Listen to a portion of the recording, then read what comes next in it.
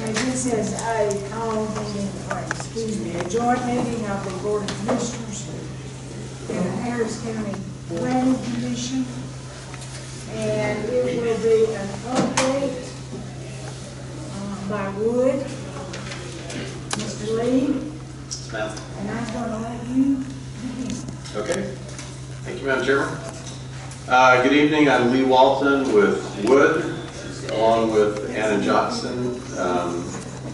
We've been working through this process for some time, so if you've been involved up to this point, you've probably received an email from us, or two, or three, or more, as we're working through the process. So tonight's discussion is called, we call it the Big Idea Meeting. Not that there's anything magical about that, but it's just a way to describe where we feel we are in the process, sharing kind of the big ideas that as a next step we'll move into detail to address. So that's why it's called that. Our specific schedule tonight, maybe a little too close. Our specific schedule tonight is I'm going to first go through the presentation. It's the same as is posted on the county's website. I think it was posted earlier this week. It was posted earlier this week. So going through that, I'm going to go through it rather quickly so that we can get to two different stages of Q&A discussion. First, up until 7 o'clock, is going to be Q&A discussion with Board of Commissioners and Planning Commission members. And then we're going to take a brief break at 7 o'clock, and then we're going to continue discussion focused on public comments. And various reasons for that, but in particular, some of the commissioners have to leave at 7. So we're going to break to make that easy, and then we'll reconvene, and we'll be here for sometime after 7 for continued discussion. Those of us in the room are obviously here and hearing and seeing. There are also those joining by phone. So when we get to questions, I'll repeat the questions over the microphone so that everyone can hear.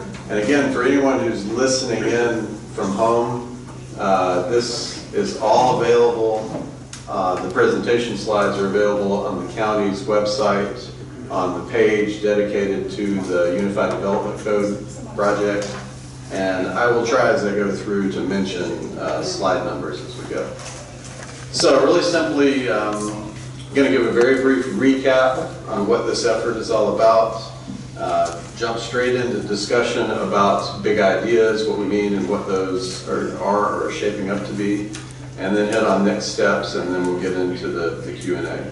Lee, yes, sir. I'll have to make one point. For the callers at home, yes, they can follow this PowerPoint presentation if they simply go to the county's website, right. harriscountyga.gov. On the front page is a link to this exact PowerPoint presentation, so the callers at home can follow the discussion page by page if they would like to.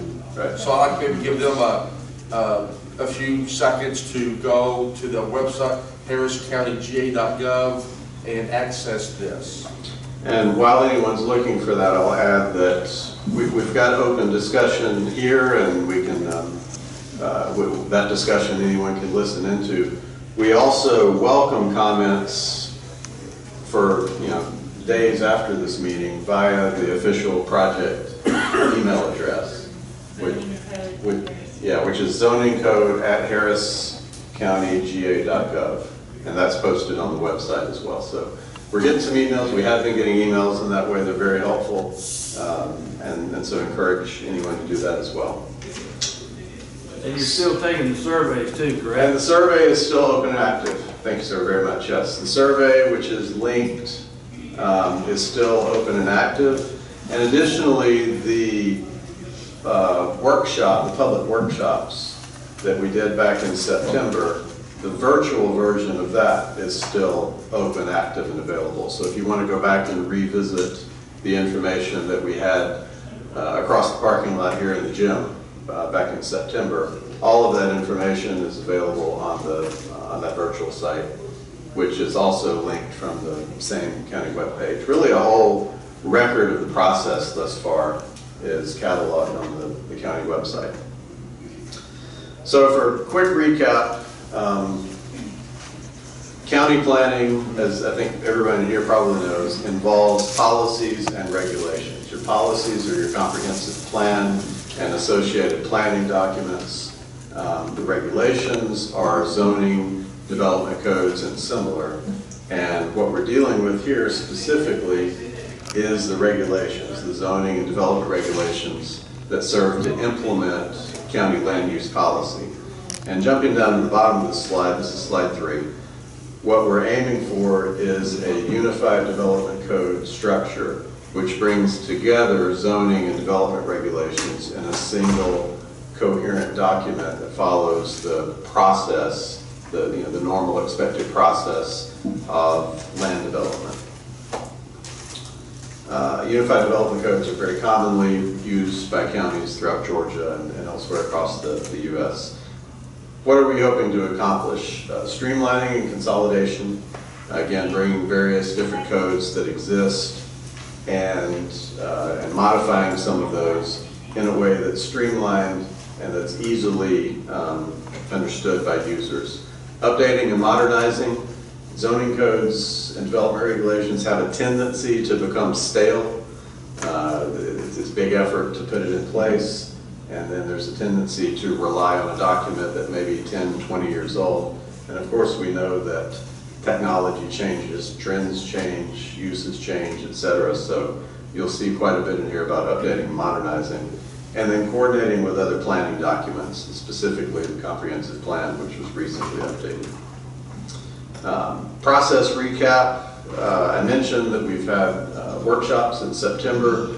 Prior to that, we had several focus group discussions with different, mainly technical professionals who are regularly involved in one way or another with the zoning ordinance. We had a project kickoff back early in the year. Admittedly, the process has been slowed a little bit by COVID, but we're plowing on through at this point.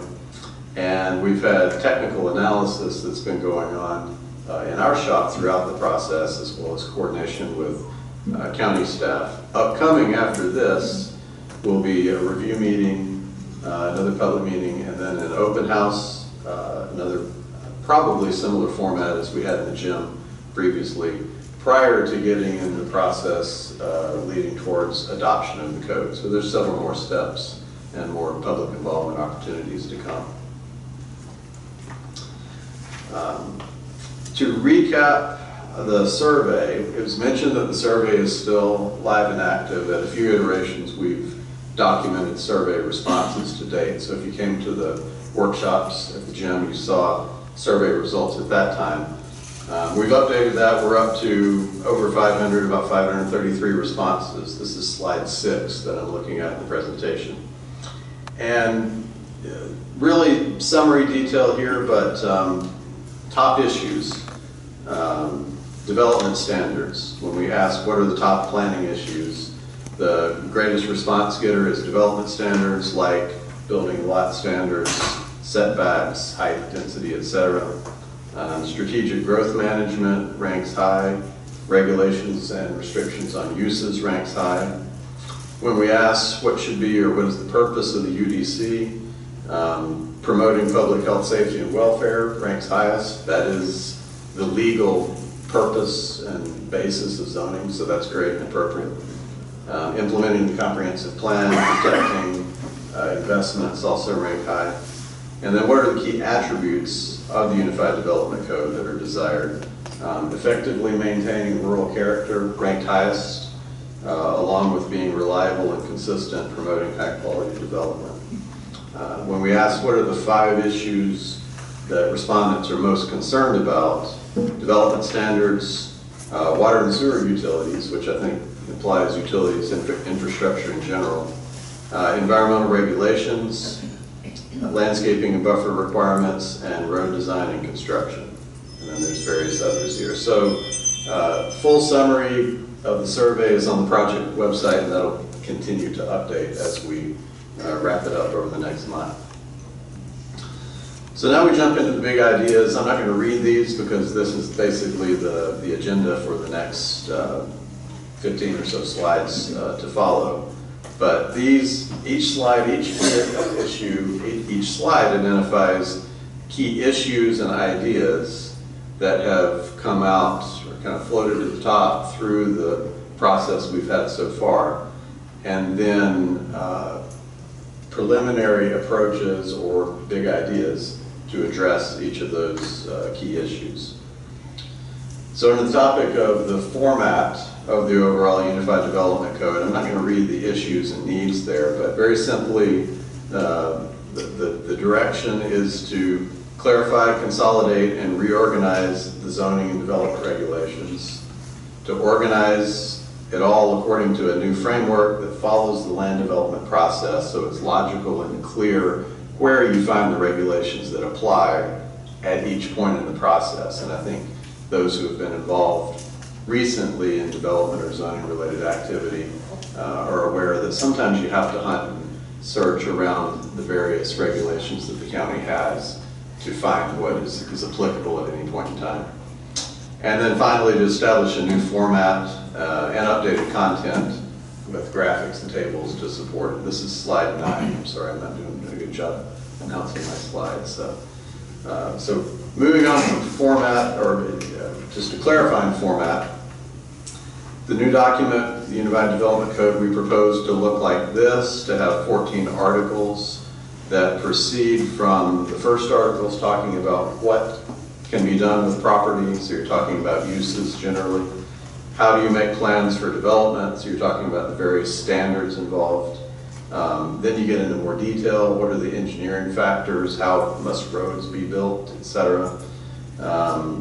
Procedures and permits, and then administration are the last factors. So we'll get more in detail on that as we get more in the process. But that's a very standard, well-proven approach to organizing Unified Development Code. A key factor of the zoning aspect of this is identification of permitted uses or allowable uses and special uses where they exist and accessory uses. So what we propose as a modification, the county zoning currently has moved in this direction. It's in a table form. It's not just long lists of uses. But we propose taking it to the next level and actually developing a NAICS code based land use table, which will identify principal uses, accessory uses, organize them under the headings that you see here on slide 11, agriculture, residential, office, commercial, etc., so that it's easier to find what uses are allowed where, regardless of how you're coming at it, whether you're looking to identify a specific use and where it's allowed in what zoning categories, or whether you're looking to study a zoning category and see what the use possibilities are in it. Now, the benefit of the NAICS code, NAICS is North American Industry Classification System by the U.S. Department of Commerce. This is on slide 12. It is a national standard. It's used almost universally in business identification, business licensing, your occupational tax permits, etc. So using this as a basis for a zoning use table gives you direct correlation between your zoning and your business licenses, for example, and also sets a standard that's very common, familiar, and used in other counties. So lots of reasons to do this. We think it'll help streamline things in the future. Additionally, for update purposes in the future, NAICS is frequently updated by the Department of Commerce. So there'll be opportunity to review this table on a regular basis and update it according to the NAICS updates that are provided. Keep things current. I think I've already just run through all of this. Slide 14 gives an example of the way NAICS coding works. So you've got increasing level of detail. There's a numeric code associated with each type of use, and the table that we are creating will reflect the NAICS code numbers as well as the descriptions of uses. So ultimately, if there's any question or need for interpretation, there's the opportunity to go back into the U.S. Department of Commerce definitions and details about what each of these uses are. All right, so moving on from the way to organize land use tables and district allowances, modernizing allowances involves addressing quite a number of things. So as we bring in the NEGS code, we'll have greater definition of different types of uses inherent with that process. As we work through this process so far, we've asked in different settings, what are the new and different types of uses, property uses, building uses that are being discussed that we really need to focus on and be sure that we address. So some of these are in our common vocabulary today, but are not in the Harris County zoning ordinance currently. And you're not alone. Other counties are at the same stage of trying to recognize things like short-term vacation rentals. Airbnb, maybe it existed 5 years ago, but certainly not to the level that it does today. So properly defining and establishing appropriate standards relative to short-term vacation rentals is one. Food trucks, again, they've existed for some time, but more and more common for food trucks to be available more and more places. So again, defining what's meant, clarifying what the standards are, and making just the processes very clear. Where is a permit required? Where is it not required? When a permit is required, what is the process, et cetera. That's what we're aiming for there. Wineries, breweries, distilleries seem to be popping up all over the place. So, making sure that we have clear definitions, current definitions, and standards that are applicable. Tiny homes is another one. More and more discussion about tiny homes, either for just recreational fund use or as a factor of affordable housing in the community, or both. So again, we're looking to have a definition that works for Harris County, an understanding of how and where tiny homes or similar small residential structures are allowed as an accessory use, if allowed as a principal use, rural setting like a camp building, possible in a suburban setting. Doesn't seem like it so much in Harris County. It doesn't seem really compatible with the trends here, but we'll continue to study that and ultimately establish clear standards for tiny homes. Some others that are, I think, more active in the community now, but that through discussion, it seems there needs to be more clarity about what the standards are and what the expectations are. So agritourism, we've heard a lot about, we've talked, met with owners of agritourism sites and businesses, farms, etc. We've looked at standards in adjacent communities. What we see the need for is to expand the range of associated uses and provide more flexibility, because things change from one year to the next. If you're running an agritourism type farm, part of the time you're active farming and producing, part of the time you're entertaining, you're a tourist destination. And you've got to have flexibility to change from one season to the next, to bring in new attractions, within reason, all of it. But so that's where we're aiming for in agritourism. Special event venues like wedding venues, again, establishing clear standards and requirements.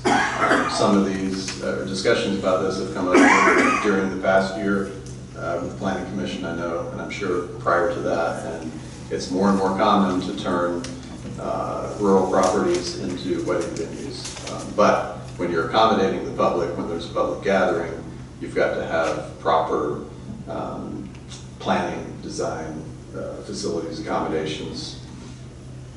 Like most aspects of zoning, again, keying back to public health, safety, and welfare. Accessory structures and uses. So almost universally in zoning, per parcel, you're allowed a principal use, a home, a store. Anything, any building in addition to that is an accessory building.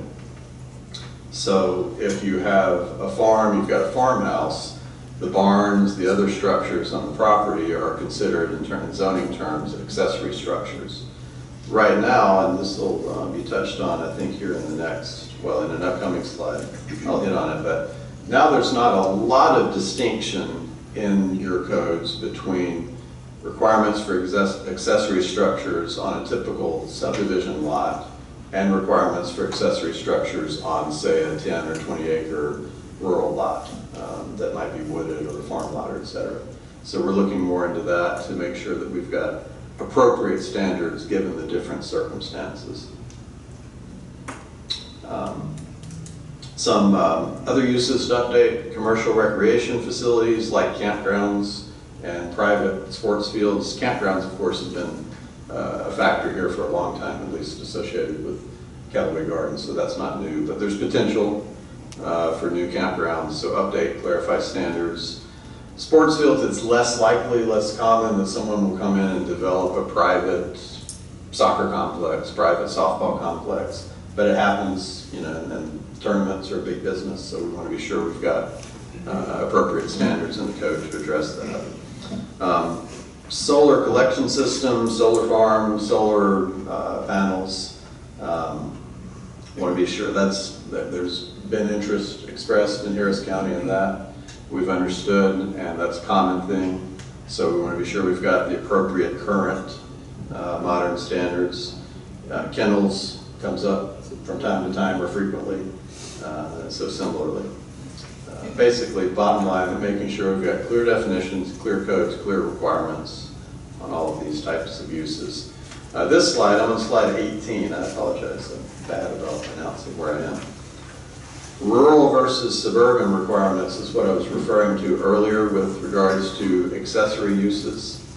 So it's an issue, as we've heard from many, that the development standards don't very well differentiate between an individual property level, like a large lot, a rural lot, of which there are many across the county, and a suburban level, your 2 acre lot or smaller in a subdivision. Basically, the standards are very similar, if not the same.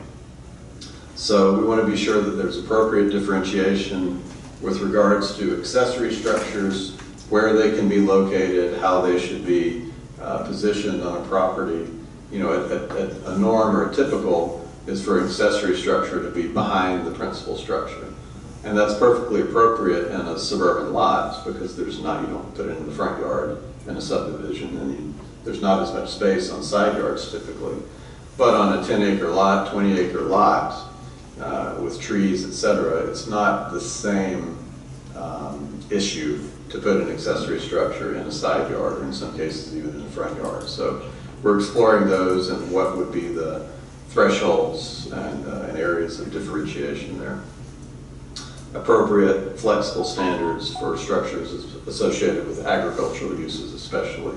And this again gets back to agritourism and how that should be flexible to encourage that use. Zoning districts, providing greater differentiation and development standards for different zoning districts, same thing. Whether, even if it's not an agricultural use, if it's a large, very large lot versus a typical lot, there should be some differences.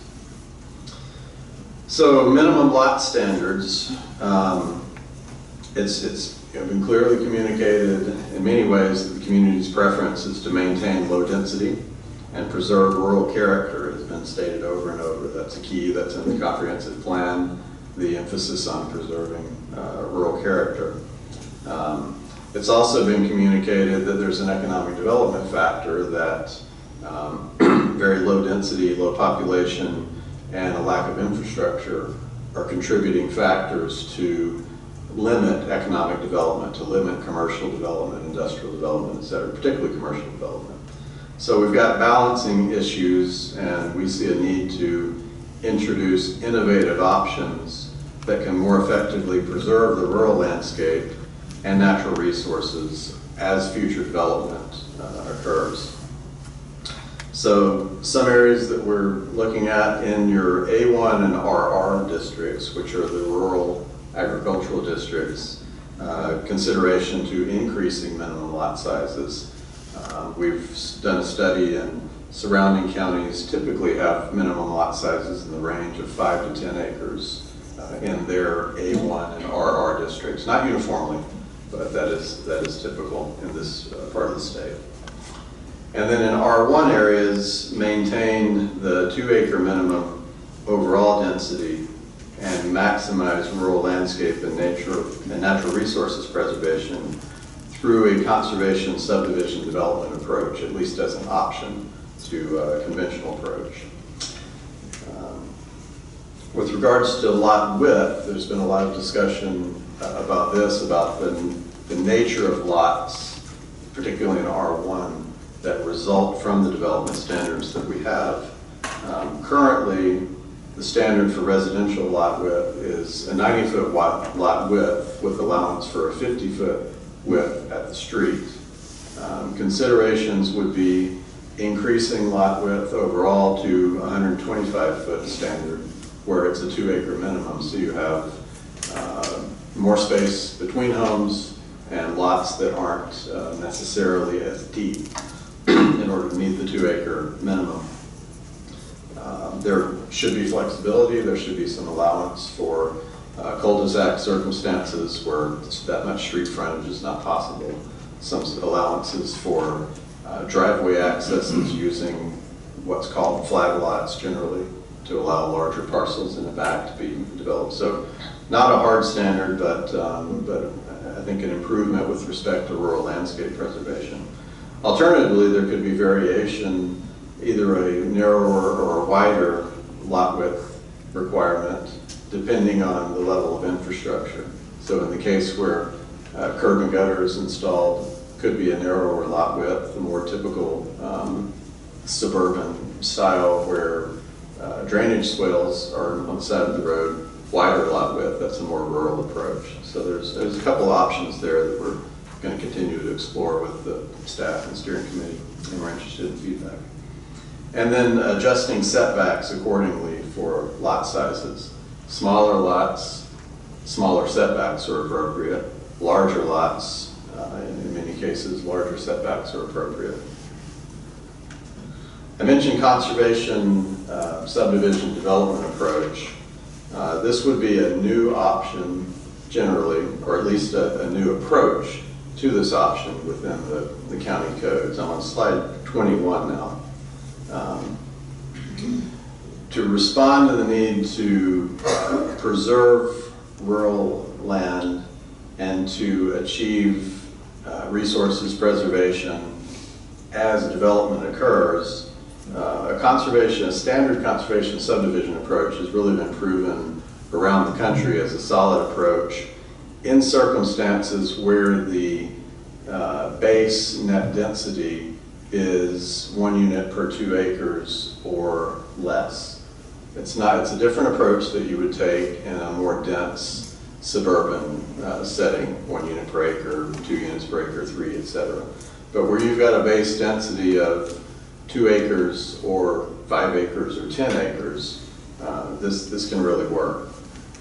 It's an alternative to conventional subdivision approach. The emphasis is on open space preservation, preserving primary conservation areas and secondary conservation areas, and it's density neutral. So it basically presents an option, either development according to standard normal R1 process, or optionally develop generally the same number of units on a parcel using a conservation approach.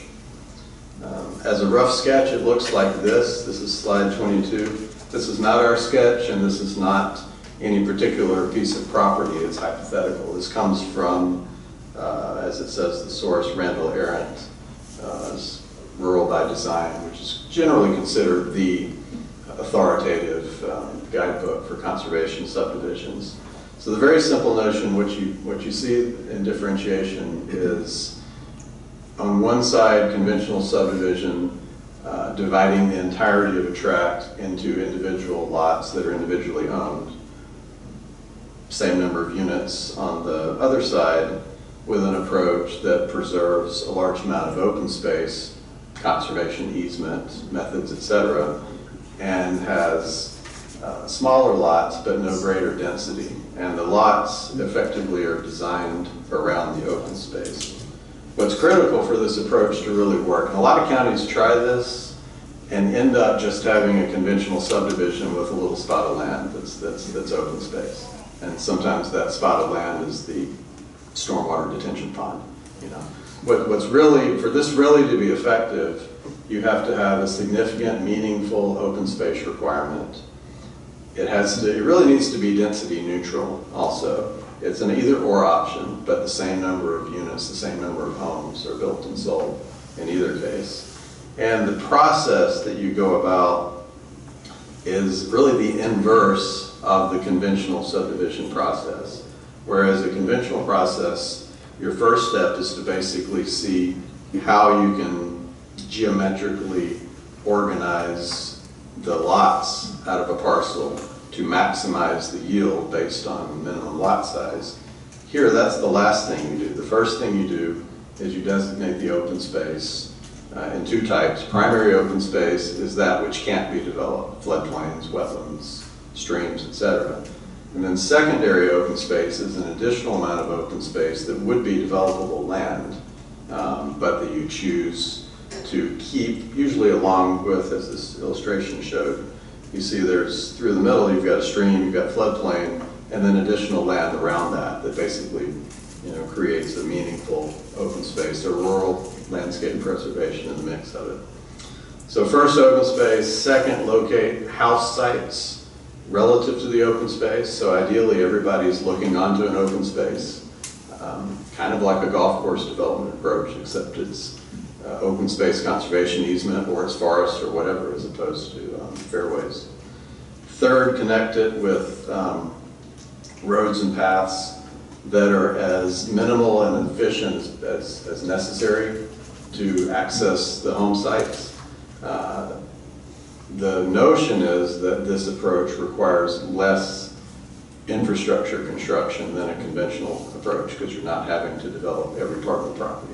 Doesn't always work out that way, but good planners can make it work that way. And then the last thing you do is draw the lot lines. So all that to say, we're going to work on a conservation subdivision option that is appropriate in Harris County, and propose that as a part of the Unified Development Code. Additional options, districts, uses, senior housing developments. Federal law allows for developments to be designated as 62 plus age restricted communities. There's also an option for 55 plus, but it's not as restrictive with respect to seniors only. So what we propose at this point is a 62 plus district. And of course what you're doing there is you're with development not impacting school populations with added units. So typically your senior housing developments are smaller lots. You're not looking to create circumstances for yard maintenance, etc. You've got different types and formats. Maybe sometimes they're similar to conservation subdivisions, but there are a lot of good examples that we're looking at for senior housing development options. And then master plan developments, there needs to be in the code the option for those few unique sites in the county that may not be identified now, but that may come about as a result of future master planning, where there's mixed use potential, where there's opportunity to essentially create a new town center. These are popping up. Serenby has been mentioned in some of the meetings. That's in South Fulton County, and it's a completely new town that's been constructed with a mixture of commercial and residential and surrounding open space. So you want to keep the flexibility and the options open for someone to propose that, but there will be no property basically zoned that way by right. That would be something that would have to be brought forward and determined consistent with county land use policy. And then this is more of a technical issue really, but the distinction between minor and major subdivisions, essentially how many lots when you're creating is designated as a major subdivision requiring road construction, etc. Proposal at this point is to raise that number by 1 to be consistent with what we understand to be health department standards. So creating 5 or more lots would be designated a major subdivision. So now we get into infrastructure design standards, and I'm on slide 26, and the last slide is 34, so I'm getting close, I'm pushing my time. Roads, modifying, enhancing road standards, making sure we've got clear but potentially different suburban and rural road standards depending on anticipated use.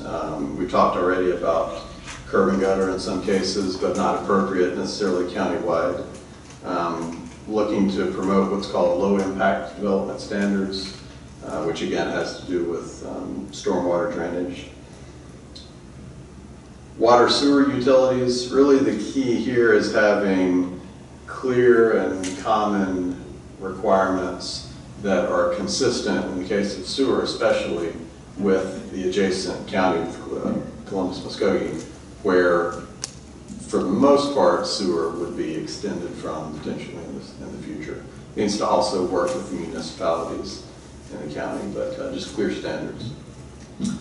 Buffering and landscaping in response to a lot of the policy in the comp plan and comments about preserving rural landscape, and I think also in conjunction with a conservation approach, enhancing buffering and landscaping standards can help achieve what's desired in a lot of respects. And those are very common around Camden. There's minimal requirements now. We see some strategic areas where those can be enhanced. Slide 29 is titled Economic Development Supportive Zoning. Basically, wherever we can make some tweaks to be sure, certainly that we're not discouraging positive economic development, and more so to encourage economic development, especially those specific locations in the county along your I-85 access points. Available land is very limited there, but that may change in the future, so codes need to be prepared to support the kind of economic development the county wants to see in the future. Also, with respect to use, industrial and commercial, and especially commercial, is changing, so we want to be sure that no one comes to the county with a great business idea, but we're out of date on how we describe uses and we're not able to accommodate it. And then again, incentivize agribusiness and agritourism uses. Permitting and procedures, this is the back of the document that you don't often look to, but this is what plays out during the monthly Planning Commission and Board of Commissioners meetings and the staff reviews that lead up to that. So we're going to look wherever we can. We are looking at ways and talking with staff about ways to streamline the review and approval process, to try to move, facilitate a move towards a more one-stop shop type approach for your permitting.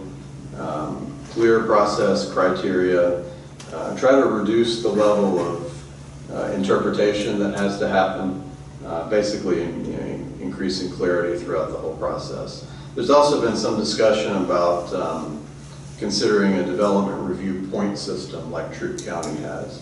We're studying that. That's something you could look at Troup counties as well. That can help facilitate quicker permitting approvals. And application, there's been a lot of discussion about when are traffic studies required, when are environmental analyses required and similar. So we're improving the clarity about that. What are the thresholds at which that kicks in? We know it does with DRI, and we've worked through some of that this year already. Where are the thresholds below a DRI level where the county should be requiring traffic studies and environmental analyses for development? And then last but certainly not least, public involvement. Making sure that the public notification, communication, overall process is clear. Using the website increasingly as a go-to source for information, and making that completely reliable updated and accurate. That's what we're trying to set forth through this process, establishing a single official source for information and making it more readily available. And just a little over time. So slide 33 is our next steps. As I mentioned at the outset, from this point we have a few more steps of public involvement. We're going to take comments and input here, process it a little more, and then work with our steering committee and our staff into a sort of a rough draft format, and then come back and present that in a review meeting type setting and get some feedback at that rough draft level.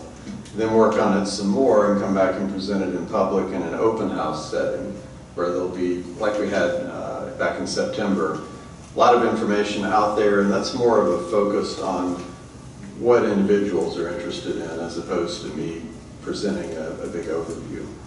So we'll be there to answer specific questions, look into the draft proposed code, and help understand the details of it. And then we move into the adoption process after all the kinks are worked out. And that involves the first and second reading with notification, public hearings, and all according to the state zoning procedure laws. And final slide, just as a reminder of our project email address. It's super helpful to us to get comments in email because we can categorize, organize, put on whiteboards, etc. Again, the project webpage, which is the official source for all the information as we're tracking through the process, and the survey, which is still active, and we will keep it up through the end of November.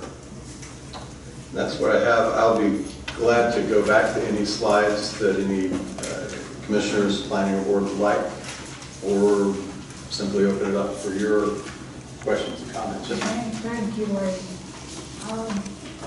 If there are any planning commission members or board commissioners, I would like to, Susan has a question.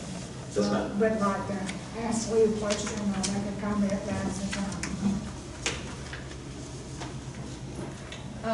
On the conservation subdivisions, where you've seen those be successful, it seems that they would have to have the infrastructure such as sewer to make those lots smaller and density neutral.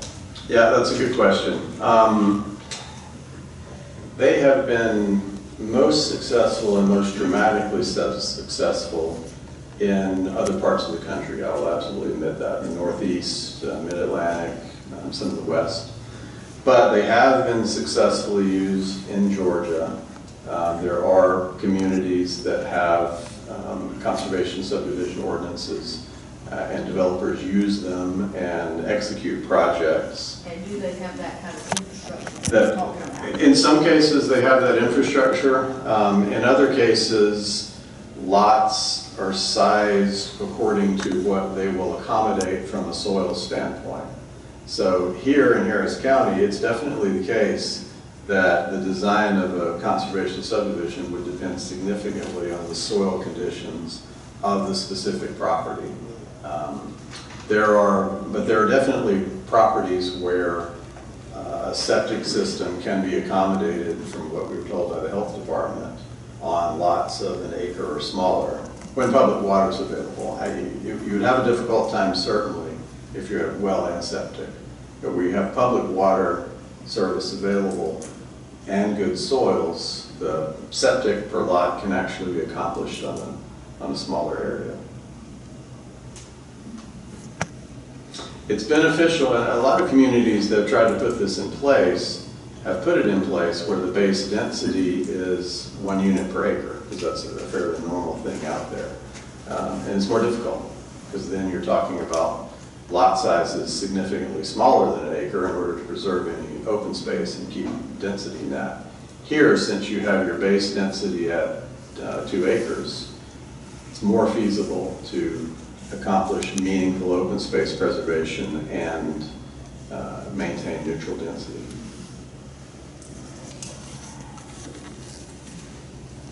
Question on a on a subdivision like that, conservation subdivision, are there multiple strategies for maintenance of the open space? There are different options. The norm is to put in place a conservation easement and to put that in the hands of a land trust type organization to perpetually hold and maintain it. There are many options for that. And critical in that is the design of it. You wouldn't set out, you would not construct a ball field as part of your open space because that requires a lot of maintenance, regular ongoing maintenance. It needs to be designed and set out as a relatively maintenance-free open space. Maybe it's hay that's mowed, pasture that's mowed for hay, etc. Certainly a homeowners association would be involved in maintenance, but it's not a golf course, absolutely not. It's completely different than that. Here, it would most typically, I would think, be leaving trees in place. It'd be a forested open space. In some cases, you've got pasture land that's being converted to development, so an existing part of the pasture could be preserved as open space. But it's the combination of conservation easement, land trust involvement, and HOA involvement is how I would describe it.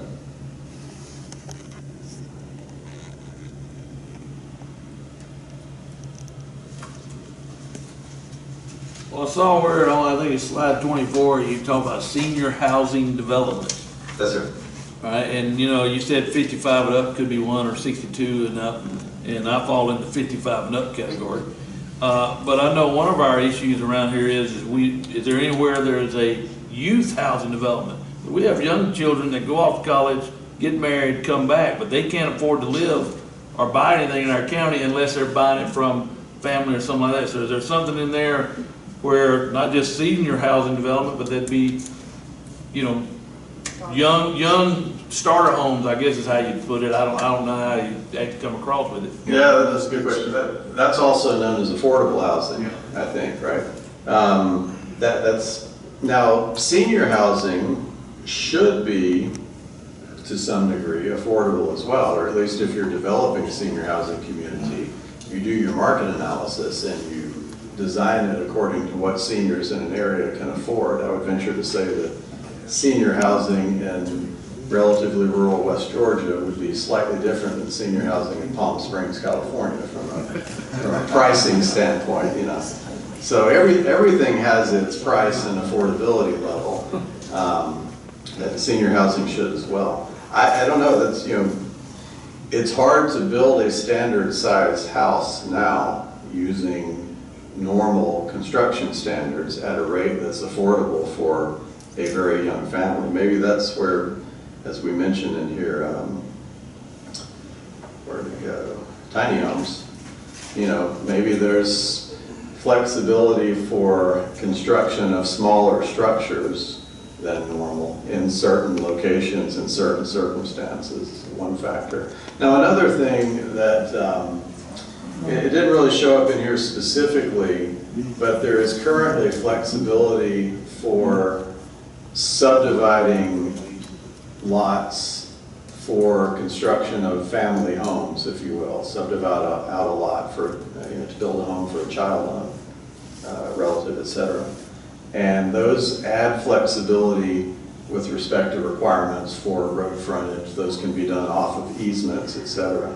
So we're going to look at that, make sure those standards are clear and as they should be, but also make sure that there is flexibility maintained for those circumstances where there's a larger family-owned property potential to subdivide off a lot or two or three or however many for construction of new homes outside of a major subdivision situation. Because I know that's that's also one of our issues. We have a large elderly population, but we don't have a very large youth population after, say, about 19, 20 years of age or whatever, because it's hard for them to find a place. That's why I asked if we're doing something for seniors, which I am one, then, I want to make sure it's kind of a tit for tat kind of thing there. Because I have a daughter who just graduated law school, and I'd love for her to get out of my house. Well, actually, you're supposed to move out of your house into a senior house and then leave it to her. That's how that's supposed to go. Lee, following up on that, what about uses for apartments, townhomes, and multifamily? That really comes into play under the overall heading of master planned developments. I lost those. So, 24. thank you. So, as a typical standalone use in the county, given the lack of sewer infrastructure specifically, you're not going to see an individual piece of property, I want to zone this for apartments and build an apartment complex. There's just not the infrastructure in place typically to support that. And that doesn't seem to be consistent with land use policy, comprehensive plan. What is supported is a mixed use, mixed intensity, density master plan development in the right circumstances, supported by the right infrastructure in the right location. So there's more planning needed in the future to figure out exactly where those places are and to make sure the broader environment supports them. But that's what I would propose as appropriate, outside, of course, of the municipalities in the county. I mean, I think that's, to some extent, the first location to look, because cities are designed to support more dense housing, in principle. So it's in a city, or it's in a location that becomes like a city as a result of master planned mixed-use development. The other place you see those are in unincorporated county settings where there's direct interstate access. So that's another consideration, really. What do we want to develop where we have our direct interstate access in Harris County? But what we've understood is, one, there's very little available land in those circumstances. It's generally tied up in conservation use by the landowners. Not that that's a permanent situation, but that's the current situation. And then there's maybe interstate access, but there's not typically the type of sewer access and water that would be needed to support density. So you're looking out in the future. Basically, I would say you've got time to plan for that and to work towards that so that it's done right. What we're doing is simply making sure that the code has the place to support that when the circumstances are right. And I understand you're saying have it in the code in case. Right. I think our public has very clearly stated to us that that is not anything that they want here. Right. And so I understand what you're saying, but we've got to be very careful about defining, if we put it in the code, where that might be acceptable. And right now, I can't think of a place that the public is going to come in here and say, oh yeah, that's a great place for that. So we have to be careful about even including it and making sure that we are managing that growth in a way that our citizens want us to. And that brings up a very good point that I failed to mention. This process, by definition and legally, is a text amendment to the ordinances. It is not a map amendment. That requires separate and different process if there were to be county-initiated rezoning of property. We are not doing that. So the zoning map will effectively stay as it is, unless there's an error that we catch and it needs to be corrected. But we're not changing the zoning map. We're simply making text amendments. Simply, it's complicated, but we're making text amendments to support the zoning map and the ongoing process that involves the zoning map. So that's it. So absolutely, we're not suggesting any particular location or piece of property that would be appropriate for anything different than what is zoned now. And if we're putting a master plan, a master plan development district in the code or modifying one in the code, and there's no property so zoned, then it's known as a floating district, which means it can exist in the code in text, but it doesn't become real until there's official county action to make it so. So basically it'd be there, so we would have it, so we wouldn't have to add it later if we needed to. It's a tool in your If tool. we needed to, not that I think we need to, but if we needed to. It's that tool in your toolbox that you almost never use, but then there's that one circumstance where it fits right. Yes, sir. Yeah, I got a whole bunch of those too. As well. There is another consideration with regard to that, however. First of all, I agree completely with everything that Andrew said. Oh, might be out of order, I'm sorry. Pardon me? Chris, our citizen engagement will be at 7. This Oh. one- yeah, Okay. You're only 5 minutes ahead. Yeah, thank you. Is there anyone else have any comments or any questions? Then we will consider this meeting adjourned and take a short break. Thank you. Thank you very much. And again, of course, we'll talk more, but for many of you, we welcome email comments, additional notes, et cetera. All is appreciated. Thank you.